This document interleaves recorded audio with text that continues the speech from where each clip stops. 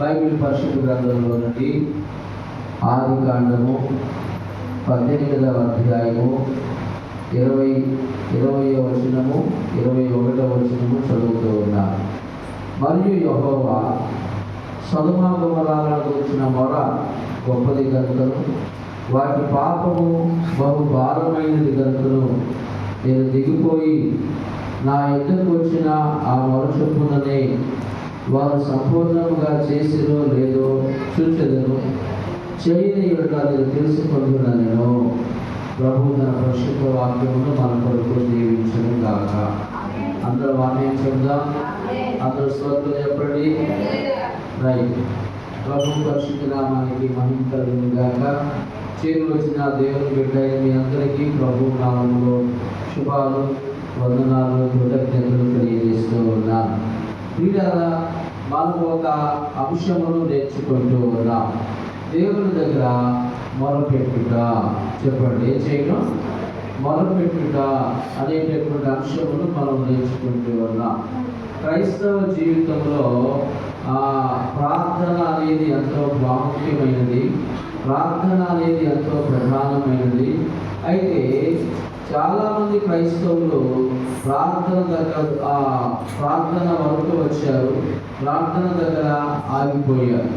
ప్రార్థన వరకు మాత్రమే వచ్చి మనం ఆగిపోయే వారంగా ఉండకూడదు. ప్రార్థనను మించింది మొరపెట్టడం అన్నమాట. ప్రార్థనను మించింది మొరపెట్టడం. కాబట్టి ప్రార్థన అనేది ప్రారంభ విశ్వాసులు చేసేది ప్రార్థన. అలాగే తమ యొక్క సాధారణమైన అవసరాల కొరకు చేసేది ప్రార్థన. ప్రార్థన కేవలం ప్రారంభ విశ్వాసులు మాత్రమే ప్రార్థన చేస్తారు. అలాగే తమ అవసరాల నిమిత్తమై మాత్రమే వారు ప్రార్థన చేస్తారు. కానీ మనము ప్రార్థనకు మించి మనము మొరపెట్టే అనుభవంలోనికి రావాలని దేవుని వాక్యం సెలవిస్తూ ఉంది. స్తోత్రం చెప్పండి. మనం మొరపెట్టే అనుభవంలోనికి రావాలని దేవుని వాక్యం చెప్తూ ఉంది. దేవుని ప్రజలారా, ఇక్కడ అబ్రహాం అనేటటువంటి భక్తుడు మొరపెడుతూ ఉన్నాడు. ఏముంది దేవుని వాక్యము? సొదొమ గొమొర్రాలను కూర్చున్న మొర గొప్పది గనుకను, వాటి పాపము బహు భారమైనది గనుకను నేను దిగిపోయి నా యొద్దకు వచ్చిన ఆ మొర చొప్పుననే వారు సంపూర్ణముగా చేసిరో లేదో చూచెదను. చేయని ఎడల నేను తెలుసుకొందునను అని మరి దేవుడు ఇక్కడ మాట్లాడుతూ ఉన్నాడు. అబ్రహాము ఎవరి కోసం మొరపెడుతూ ఉన్నాడు? అబ్రహాము సొదొమ మనుషుల యొక్క రక్షణ కొరకు మొరపెడుతున్నాడు. అమ్మా, ఎవరి కోసం? సొదొమ ప్రజల యొక్క బాగోగుల కొరకు. సొదొమలో ఉన్న ప్రజలు నాశనం అవ్వకూడదని, సొదొమలో ఉన్న ప్రజలు పాడైపోకూడదని, సొదొమలో ఉన్న ప్రజలు ఆగమవ్వకూడదని, సొదొమలో ఉన్న దుష్టులైనటువంటి ఆ మనుషులు కూడా బాగుపడాలని, సొదొమలో ఉన్న బహు పాపులైనటువంటి ఆ ప్రజలు కూడా రక్షణ పొందాలని, సొదొమలో ఉన్న బలాత్కారపు మనసు కలిగినటువంటి ఆ మనుషులు కూడా బాగుపడాలని, ఎగతాళి చేసే స్వభావం కలిగిన సొదొమ మనుషులు కూడా ప్రభు వైపు మళ్ళుకోవాలనే ఉద్దేశంతో ఇక్కడ అబ్రహాము వారి కొరకు మొర పెడుతూ ఉన్నాడు. స్తోత్రం చెప్పండి. హల్లెలూయా. ఏం చేస్తున్నాడు? మరి నీవు ప్రార్థన చేసే మెట్టులో నుండి మొరపెట్టే మెట్టులో నుండి ఎదిగావా? ప్రార్థన చేసే అనుభవంలో నుండి నీవు మొరపెట్టగలిగే అనుభవంలో నుండి ఎదిగావా? ఒక విశ్వాసిగా నీవు ప్రార్థన చేసే దగ్గరే ఆగిపోకూడదు. ఒక విశ్వాసిగా, క్రైస్తవుడిగా నీవు ప్రార్థన చేసే అనుభవంలో నుండి మొరపెట్టే అనుభవంలోనికి నీవు రావాలి. ఒక వ్యక్తి ఎవరు మొరపెడతారో చెప్తున్నారో, ఎవరు ప్రార్థన చేస్తారో చెప్పారు. నూతన విశ్వాసులు ప్రార్థన చేస్తారు. తమ అవసరాల కొరకు మాత్రమే అయిన వారు ప్రార్థన చేస్తారు. మొరపెట్టేవారు ఎవరంటే దేవుని ప్రజలారా, విశ్వాసములో, ఆత్మీయ జీవితంలో బాగా ఎదిగిన వారు దేవునికి మొరపెడతారు. స్తోత్రం చెప్పండి. హల్లెలూయా. విశ్వాస జీవితంలో ఎదిగిన వారు దేవునికి మొరపెడతారు. అలాగే దేవుని పని ఎడల బాధ్యత కలిగిన వారు దేవునికి మొరపెడతారు. మొరపెట్టేది ఎవరంటే దేవుని పని పట్ల బాధ్యత కలిగిన వారు మొరపెడతారు. మొరపెట్టేది ఎవరంటే విశ్వాస జీవితంలో ఎదిగిన వారు దేవునికి మొరపెడతారు. నీవు ఎదిగిన విశ్వాసమేనా? దేవుని పని పట్ల నీవు బాధ్యత కలిగిన విశ్వాసమేనా? అమ్మా బాబు, నీవు విశ్వాసంలో ఎదిగి దేవుని దగ్గర మొరపెట్టే మెట్టులోనికి వచ్చావా? దేవుని పని పట్ల బాధ్యత కలిగి నీవు మొరపెట్టే మెట్టులోనికి ఎదిగావా? కాబట్టి అబ్రహాము ఇక్కడ మొరపెడుతూ ఉన్నాడంటే ఆయన విశ్వాసములో ఎదిగాడు. రెండవది, ఆత్మల రక్షణ పట్ల ఆయన ప్రభు పని పట్ల ఆయన బాధ్యతను కలిగి ఉన్నాడు. చెప్పండి, ఏం కలిగి ఉన్నాడు? బాధ్యతను కలిగి ఉన్నాడు.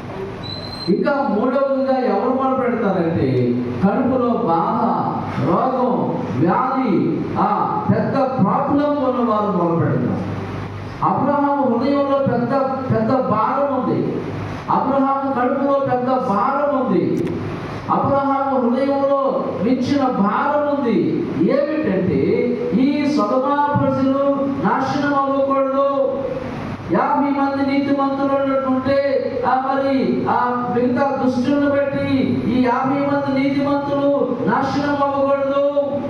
ఒకవేళ మిగతా దుష్టులందరిని బట్టి 45 మంది నీతిమంతులు నాశనం కాకూడదు. ఒకవేళ ఆ పట్టణంలో 40 మంది నీతిమంతులు అంటే మిగతా దుష్టులందరిని బట్టి 40 మంది మరి ఆ 40 మంది నీతిమంతులు నాశనం కాకూడదు. ఇంకా ఇంత అనుమానం వచ్చింది, ఒకవేళ 30 మంది ముందులేమో.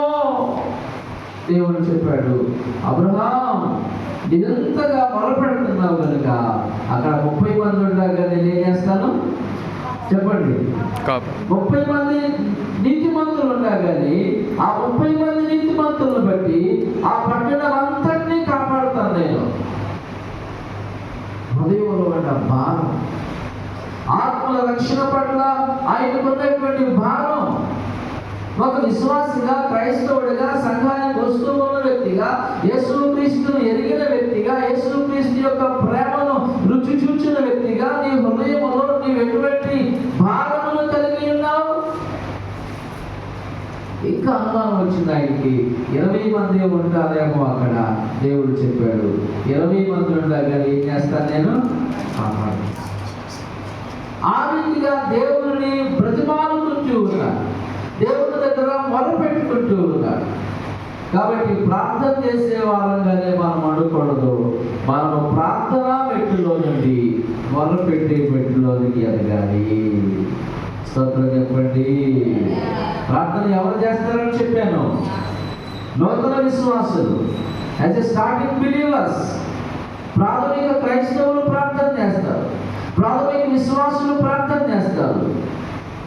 తమ అవసరాల కొరకు మాత్రమే వారు ప్రార్థన చేస్తారు. కానీ మొరపెట్టేది ఎవరంటే విశ్వాసములో ఎదిగిన వారు మొరపెడతారు. ప్రభు పని పట్ల బాధ్యత కలిగిన వారు మొరపెడతారు. ప్రభు పని పట్ల భారము కలిగిన వారు మొరపెడతారు. అబ్రహాము ఆ రీతిగా ప్రభు పట్ల విశ్వాసములో ఎదిగాడు, పని పట్ల బాధ్యతను కలిగి ఉన్నాడు. నాశనమైపోతూ ఉన్న సొదొమ ప్రజల పట్ల ఆయన గుండెల్లో భారమును కలిగి ఉన్నాడు కనుక మొరపెట్టాడు. మోకాళ్ళు వేసుకోండి, ప్రార్థన చేసుకుందాం. మోకాళ్ళు వేసుకోండి, నిలబడి 2 నిమిషాలు మోకాళ్ళు వేసుకోండి, ప్రార్థన చేసుకుందాం. అందరూ మోకాళ్ళు వేసుకోండి. ప్రభువా స్తోత్రములయ్యా, కృతజ్ఞతలైనా పరిశుద్ధుడైన తండ్రి, మీ ప్రజలకు మీ వాక్యాన్ని ఉపదేశించానయ్యా. ప్రార్థన మెట్టులో నుండి మొరపెట్టే మెట్టులోనికి ఎదగాలని బోధించానయ్యా. దేవా, ప్రార్థన దాకా వచ్చి ఆగిపోకూడదు నాయనా. ప్రార్థన వరకు వచ్చి మాత్రమే ఆగిపోయే వాళ్ళుగా ఉండకూడదయ్యా. విశ్వాసులు సంఘము అయ్యా అబ్రహాము వలె మొరపెట్టగలిగే మెట్టులోనికి లేవనెత్తండి నాయనా. అబ్రహాము వలె మొరపెట్టి అనుభవంలోనికి లేవనెత్తండి అయ్యా. అబ్రహాము వలె మొరపెట్టి అనుభవంలోనికి లేవనెత్తండి నాయనా. విశ్వాసంలో బలపరచండి అయ్యా. ప్రభువా, మీ పని పట్ల బాధ్యత కలిగిన వారిని లేవనెత్తండి అయ్యా. ప్రభువా, నశించిపోతున్న ఆత్మల కొరకు భారము కలిగిన వారిని లేవనెత్తండి నాయనా. దేవా, బాధ్యత లేని వ్యక్తులుగా ఉండకూడదు అయ్యా. అయ్యా సంఘమును మొరపెట్టే వీటిలో లేవనెత్తండి నాయన. ఎందరైతే ఈ సందేశం మీ కన్నీళ్లతో మొరపెడతా ఉన్నారు అయ్యా, కన్నీళ్లతో మీ సన్నిధిలో అంగలారుస్తూ ఉన్నారు, అటు వారి మొరను మీరు ఆలకించుదురు గాక, వారి మొరను మీరు అంగీకరించుదురు గాక, వారి మొరలకు మీరు జవాబిచ్చుదురు గాక. అబ్రహాము వలె మొరపెట్టి అనుభవం మాకు దయచేయండి. మీరే కరుణించండి బాబు. యేసుక్రీస్తు నామములో కృప కలిగిన హస్తాలకు అప్పగించుకొని వేడుకొనచ్చు ప్రార్థించుచు ఉన్నాను మా పరమ తండ్రి. ఆమేన్. ఆమేన్.